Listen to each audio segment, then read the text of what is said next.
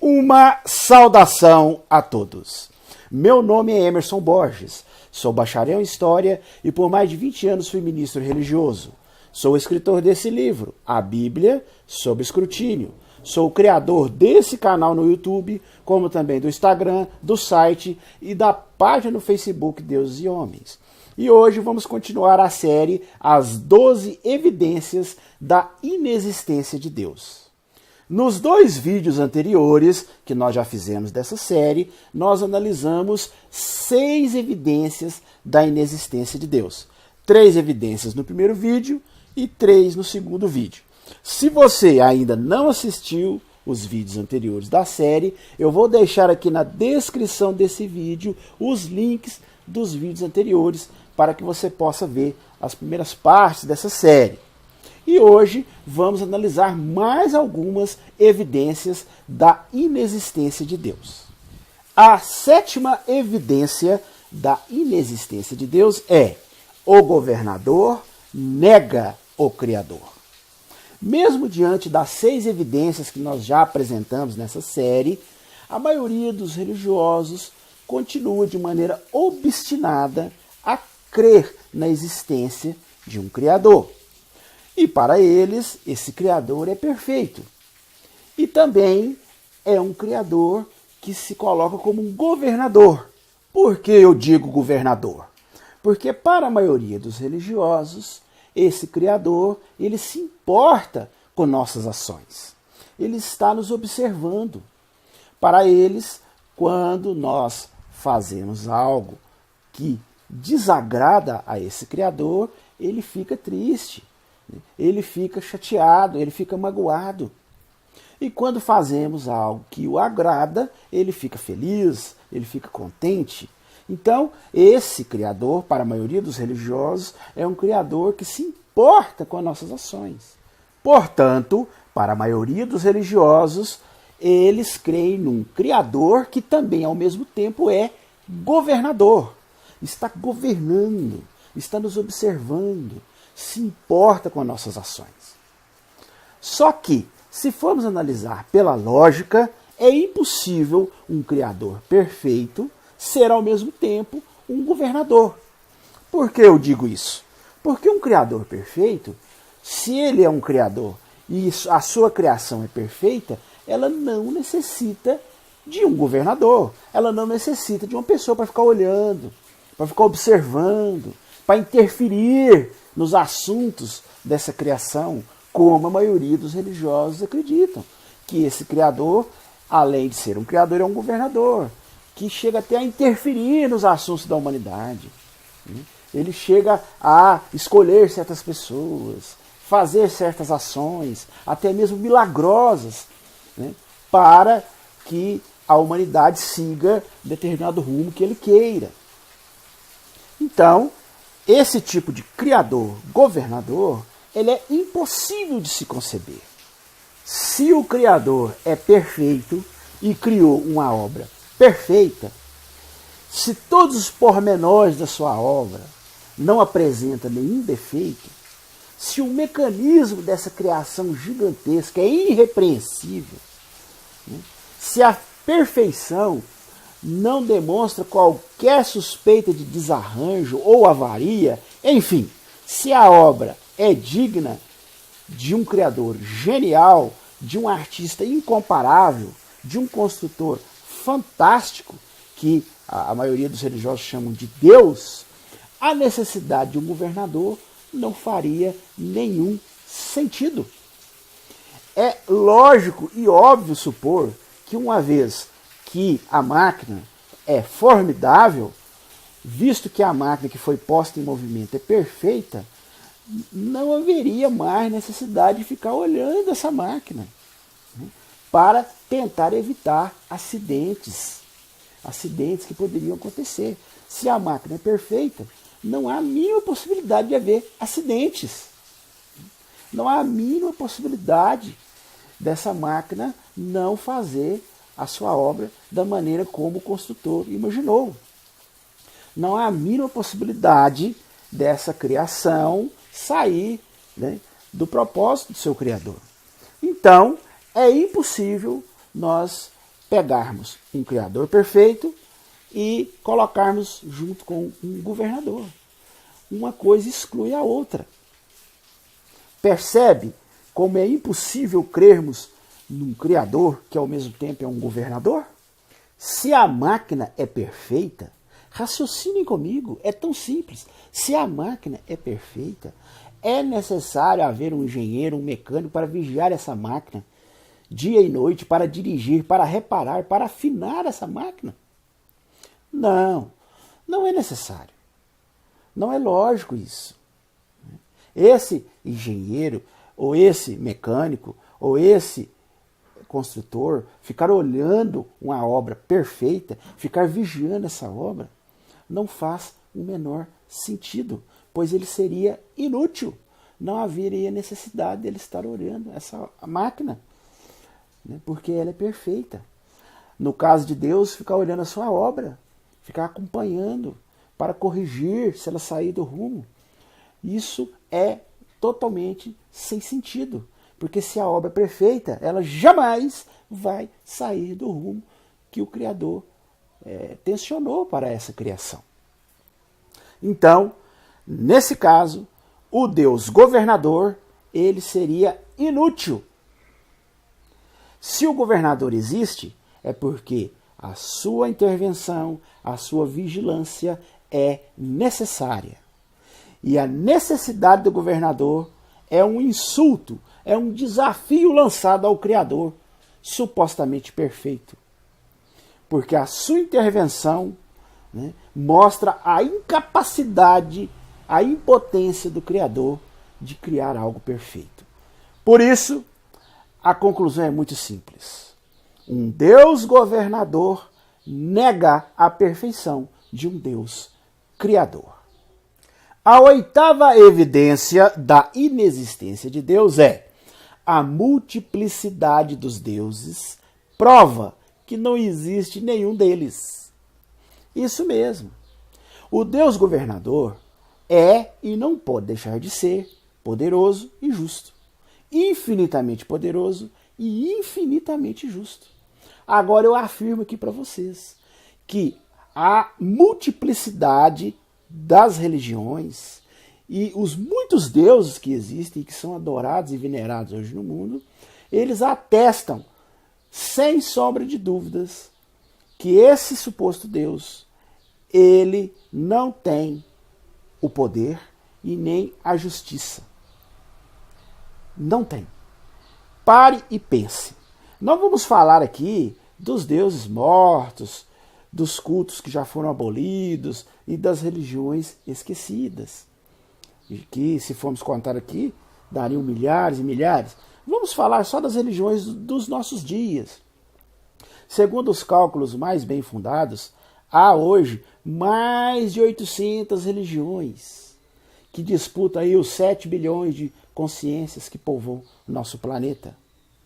Ninguém pode negar que cada uma dessas religiões reclama para si o privilégio de ser a única verdadeira, autêntica, indiscutível, a única que venera o verdadeiro Deus, e que todos os demais deuses das outras religiões são risíveis, são falsos, né? São uma ilusão. Não é isso que você observa entre os religiosos? Se ao invés de existirem 800 religiões, existissem apenas 10 ou apenas 2, isso não mudaria em nada o peso desse argumento. Pois a multiplicidade dos deuses é uma prova incontestável de que não existe Deus nenhum. E se existe, ele não é todo-poderoso e muito menos justo. Se fosse todo-poderoso, ele teria podido falar com todos os indivíduos com a mesma facilidade que falou para alguns individualmente. Se ele é todo-poderoso, ele poderia ter se mostrado, sem sombra de dúvidas, de maneira inequívoca a todos os seres humanos, evitando assim que os seres humanos ficassem confusos e perdidos diante de muitos deuses, diante de muitas religiões, diante de muitas maneiras de se adorá-lo e de se venerá-lo. O esforço que esse suposto Deus criador, que os religiosos criaram em suas mentes, se o esforço desse Deus para aparecer a uma pessoa ou a algumas pessoas é o mesmo esforço para aparecer a toda a humanidade, por que ele não apareceu a toda a humanidade? Por que ele não se manifestou de maneira clara a todos os humanos? Se ele é todo poderoso, isso para ele era a coisa mais banal, mais simples de fazer. Para um ser humano, não. Um ser humano, ele, devido às suas cordas vocais limitadas, né, ele não tem condições de falar para toda a humanidade, da mesma maneira que ele fala para 10 pessoas, né, porque o ser humano tem certos limites, mas Deus, esse Deus aí que os religiosos tanto propagam e dizem que existe e ficam dando qualidades a ele, né, segundo os religiosos, ele é todo poderoso. Então ele poderia falar com todos os indivíduos com a mesma facilidade que falaria para alguns poucos. Visto que, segundo a religião, Deus quis se revelar ao homem, ele quis falar com a humanidade, ele quis confiar-lhe os seus desejos, indicar-lhes a sua vontade, fazer-lhes conhecer a sua lei. Então, obviamente, se Deus é todo-poderoso e justo, ele teria que fazer isso a todos os seres humanos, né? A toda a humanidade, e não apenas a um punhado de privilegiados. Mas a gente vê que não foi assim, né? A gente percebe que muitos conhecem Deus de uma forma e outros conhecem de outra forma totalmente diferente. Por exemplo, os religiosos do ramo judaico-cristão acreditam que aquelas revelações ali de Deus a Abraão, né, a Moisés, né, e depois a Jesus Cristo são as revelações corretas para aquele grupo ali, e aquele grupo é que detém os desígnios de Deus, as revelações, né, onde Deus mostrou sua vontade. Mas e há outras partes da humanidade que não tiveram contato nenhum com esse tipo de cultura? Por exemplo, o mundo árabe, que já acredita que o verdadeiro Deus se manifestou, mostrou os seus desígnios a Maomé, naquela caverna, aonde supostamente, segundo os islâmicos, Maomé recebeu de um anjo de Deus as revelações, né? Então, se existe um Deus todo-poderoso, qual seria o verdadeiro? Aquele que se manifestou a Abraão ou aquele que se manifestou a Maomé? Eu falei aqui de apenas duas supostas manifestações deste suposto Criador, né? Mas, se formos falar aqui de outras, ficaríamos aqui o dia inteiro, né? Poderíamos falar sobre o hinduísmo e seus deuses, suas revelações, seus livros sagrados. Poderíamos falar sobre o budismo, sobre o taoísmo, sobre o confucionismo, sobre o shintoísmo, sobre a religião nórdica, né? São tantas religiões, são tantos supostos deuses, são tantas revelações, e o interessante é que todas elas, tão contraditórias, né, são revelações que entram em conflito. Muitos religiosos às vezes afirmam, não, mas é porque Deus se revelou de diversas formas para diferentes povos. Mas então, esse Deus é um Deus bipolar, é um Deus que numa hora já pensa de um jeito e em outra hora já muda totalmente seu pensamento, né? Porque as revelações são totalmente opostas, né? São contraditórias, incoerentes, né? Ele se revela para um povo de uma forma totalmente diferente da maneira que ele se revela para outro povo, né? Então é um Deus que ele muda, né? E segundo os religiosos, Deus ele é imutável, né? Ele é o mesmo, sempre será o mesmo, nunca muda a sua maneira de pensar, né? Mas veja que as revelações são totalmente opostas, são totalmente contraditórias, né? Então nós temos duas opções, né? Ou encaramos, né, essas múltiplas religiões, esses múltiplos deuses, como apenas criações da mente do ser humano, né, como algo cultural, né, cada região, cada país, né, cada localidade ali, os homens ali começaram a criar suas próprias deidades através das suas próprias culturas, e por isso surgiram deidades tão diferentes, com revelações tão diferentes. Ou esse suposto Deus é um Deus totalmente bipolar, é um Deus que tem opiniões inconstantes, né? Na mesma hora que pensa de uma forma, já pensa de outra. Porque se analisarmos as diversas religiões, nós vamos ver que elas são totalmente antagônicas, né? Tanto é que elas ficam num eterno conflito. Um conflito, né, muitas vezes, que culminou em guerras sangrentas, né? Como nós vimos as cruzadas, né, na Idade Média entre os cristãos e os muçulmanos, que são os islâmicos, né, guerreando, matando milhares e milhares de pessoas, né?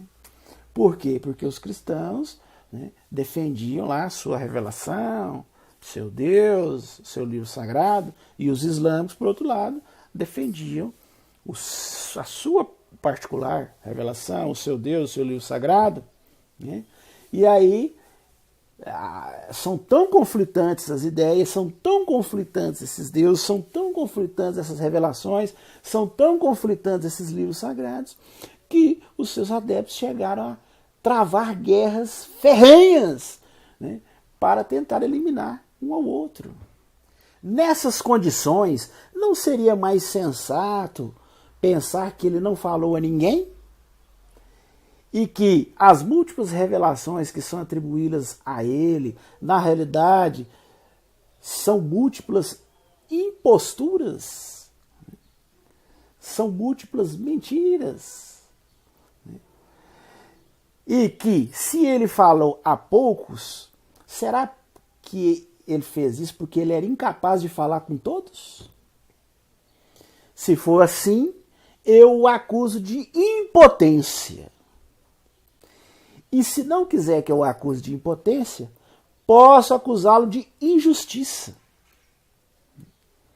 É realmente injustiça. É muito injusto pensar em um Deus que se mostra a um número reduzido de pessoas e se esconde completamente das outras. O que pensar de um Deus que fala para uns e para outros guarda o mais profundo silêncio? O que você, religioso, pensa de um Deus assim? Não se esqueça que os representantes desses deuses afirmam que ele é o pai de todos. De todos, qualquer que seja o título ou grau, são filhos desse pai, são amados por esse pai. Mas será que isso realmente se comprova pelos fatos? Será que um Deus que realmente ama todos os seus filhos, ele ia se mostrar apenas a um grupo reduzido? Ele ia se manifestar claramente e verdadeiramente apenas uma parte da humanidade, deixando a outra totalmente na escuridão? Você considera isso justiça? Portanto, não há como fugir dessa realidade. Os muitos deuses e as muitas religiões são uma prova incontestável da inexistência de um Criador. O nono argumento da inexistência de Deus é: Deus não é infinitamente bom. E o inferno prova isso. Exatamente. A maioria dos religiosos, a grande maioria, acredita que o Deus, o Criador, ele é infinitamente bom e infinitamente misericordioso. Mas, por outro lado, a grande maioria desses religiosos acredita na existência de um inferno, de um lugar de tormento eterno para as pessoas que não fazem a vontade desse Criador. Veja bem o raciocínio. Siga aí comigo o meu raciocínio. Deus podia, porque ele é livre, não ter nos criado, mas resolveu nos criar.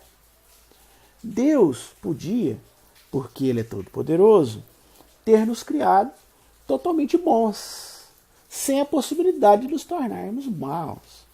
Mas não, ele resolveu nos criar com a possibilidade de sermos bons ou maus. Deus podia, porque é bom, admitir a todos nós no seu paraíso, contentando-se, como castigo, com o tempo que nós ficamos aqui na terra, sofrendo, passando por tribulações. Mas não é isso que acontece. Veja bem, segundo os religiosos, Deus, mesmo sendo onisciente, já sabendo tudo que ia acontecer, ele resolve criar um ser humano. Resolve criar esse ser humano com a possibilidade dele ser bom ou mal. Ele poderia ter criado o ser humano com a possibilidade de não ser mal em momento algum, mas ele criou ele com essa possibilidade de ser bom e de ser mal. E ele sendo mal, e Deus sendo onisciente, já sabia quais os seres humanos escolheriam o caminho do mal, ele cria um lugar de tormento eterno para essa pessoa. Uma pessoa que vive aqui na Terra, no máximo 60, 70, 80 anos, por pior que ela seja, né, por maior que seja a maldade que ele tenha cometido nessa vida toda dele, né, o justo, o equilibrado seria que ele sofresse o mesmo período. Mas não, Deus faz com que ele sofra eternamente por alguns anos aqui na Terra que ele supostamente praticou o mal. Então esse Deus onisciente, você tem que concordar comigo, religioso, ele já sabia quais os seres humanos tomariam o caminho do mal. Então ele já criou seres humanos, né, com a possibilidade de serem maus, e ele já sabia quais seriam eles. Então ele já criou seres para sofrer. Ele já criou pessoas predestinadas a serem más, né, e a irem para o inferno, para sofrer eternamente. Você, raciocine comigo. Você aí que está me ouvindo, religioso, você teria coragem de fazer isso? Suponhamos que você fosse Deus. Se você resolvesse criar pessoas, você ia fazer desta forma? Você ia criar pessoas já para serem más, com a possibilidade de serem más, né? E você já sabendo quais iriam escolher esse caminho, você ia criar pessoas já predestinadas a serem más e predestinar essas pessoas a sofrer eternamente no inferno? Você teria coragem de fazer isso? Se você tivesse 7 filhos, vamos supor que 6 sejam obedientes e um é mais custoso. Pelo fato desse 7º filho ser mais custoso, você teria coragem de pegar ele e jogar no fogo? E deixar ele queimando ali? E preparar um tipo de fogo que queima ele lentamente, né, sem que ele morra, para que ele fique sofrendo. Né? Deus criou um lugar de tormento onde a pessoa queima e sofre eternamente em angústia, em pavor, em lamento, em choro e ranger de dentes. E isso não é por alguns anos, não, é para sempre. Você aí teria coragem de fazer isso? Você, porque todos os religiosos dizem que Deus, ele é misericordioso, ele é bondoso, ele é justo, né? E nós não, nós estamos longe, né, de ter a bondade de Deus, ter a misericórdia de Deus, ter a justiça de Deus. Mas veja bem, nós, né, não teríamos coragem de fazer isso. Eu creio que você não teria coragem de fazer isso, você aí que está me ouvindo. Se você não tem, isso quer dizer que você é muito mais amoroso, muito mais misericordioso, muito mais bondoso do que esse suposto Deus que é criado pelas religiões. Assim, o Deus dos cristãos, esse Deus que dizem que é cheio de piedade, de perdão, de indulgência, de bondade, de misericórdia, precipita para todos sempre uma parte dos seus filhos, né? Podemos dizer a maior parte, Porque segundo a Bíblia são muitos os chamados e poucos os escolhidos. Né? Então a maior parte ele manda para um lugar de torturas e suplício, um lugar horrendo, né? O tão famigerado inferno de fogo. Esse é o Deus que você acredita? Esse é o Deus bom e misericordioso que você segue? Pense bem, o número dos salvos, como eu já disse, será ínfimo. Né? São pouquíssimos que serão salvos, segundo a Bíblia, o livro sagrado dos cristãos. Esta afirmação, pense bem, é de uma crueldade tão monstruosa que muitos que acreditam em Deus têm tentado dar um outro sentido a ela. Têm tentado dar uma maneirada nisso aí. Tem alguns religiosos que falam, não, o inferno não existe, isso é simbólico, né? O inferno, na realidade, é ficar longe de Deus, afastado. Aí você fica numa tristeza, numa angústia. O inferno é aqui mesmo, né? Mas o livro sagrado dos cristãos fala claramente no inferno. Jesus Cristo fala inferno. Ele fala, é melhor perder o braço, o olho, né? Se o teu olho te faz tropeçar, lança fora. É melhor entrar sem um olho do que entrar com o olho no inferno. Ou como algumas traduções dizem, né?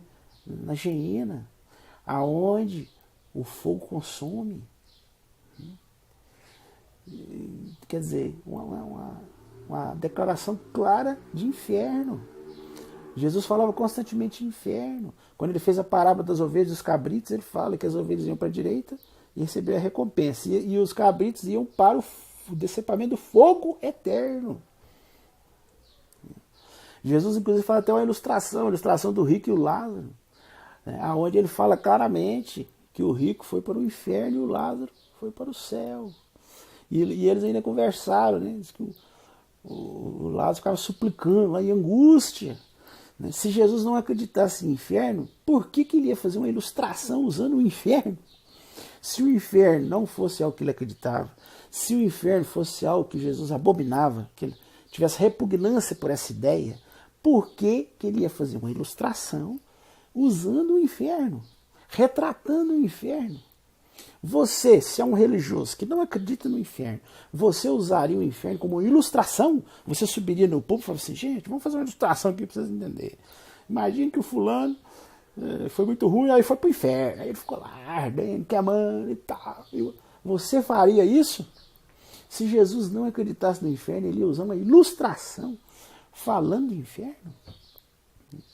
Quantas vezes Jesus fala, né, do fogo que consome, né? Então, é claramente falado na Bíblia. Agora, tem religiosos que ficam tão constrangidos com isso que tentam dar uma amaciada. Esse fogo aí é simbólico, né? Isso aí é destruição eterna, só isso, não quer dizer mais nada. Mas veja bem, se formos analisar claramente, a maioria dos religiosos acredita no inferno.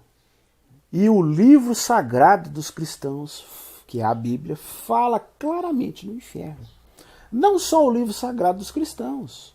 O Alcorão, que é o livro sagrado dos muçulmanos, também fala claramente no inferno. No hinduísmo, há também uma descrição do inferno. Portanto, a existência de um lugar de tormento para as pessoas que não fazem a vontade de Deus é uma prova de que Deus não é bom e nem misericordioso. Essa é uma prova clara. A existência de um Deus de bondade é incompatível com a existência de um inferno. Então é mais uma evidência da inexistência de Deus. Bom, essas eram as evidências que nós iríamos falar hoje. Se você gostou do nosso vídeo, não se esqueça de dar o joinha aí no nosso vídeo. Estoura esse like aí para nós de joinhas. Se inscreva em nosso canal, clique aqui no quadradinho que se inscreva em nosso canal, comente, compartilhe e não se esqueça de acionar o sininho de notificações. E se você desejar adquirir o meu livro, eu vou deixar aqui na descrição desse vídeo, como eu sempre deixo nas descrições de todos os meus vídeos, os links aonde você pode adquirir meu livro. Meu livro está à venda nos principais sites de venda de livro, na Cultura, Saraiva, Americana, Submarino, né? E até mesmo meu próprio site. Você pode comprar o meu livro diretamente de mim no meu site www.deuseshomens.com.br. Você pode acessar o meu site, você pode adquirir o meu livro lá no meu site. E o meu site também tem várias matérias que eu escrevo regularmente, notícias, cartoons, né? É muito interessante. Dá uma olhadinha lá, www.deuseshomens.com.br, ok? E se você quiser assistir os outros vídeos da série que nós já fizemos, né? Que esse vídeo aqui é o terceiro vídeo da série As 12 Evidências da Inexistência de Deus. No primeiro vídeo nós vimos 3 evidências, no segundo nós vimos mais 3 e hoje nós vimos mais 3 evidências. Já chegamos a 9. Semana que vem vai sair o último, com as últimas 3 evidências da inexistência de Deus, somando assim 12 evidências, né? Então eu vou deixar aí o link dos outros vídeos, não só os outros vídeos dessa série, como os mais de 40 vídeos que nós já fizemos no nosso canal, ok? No mais, eu desejo uma boa semana a todos e até o nosso próximo vídeo.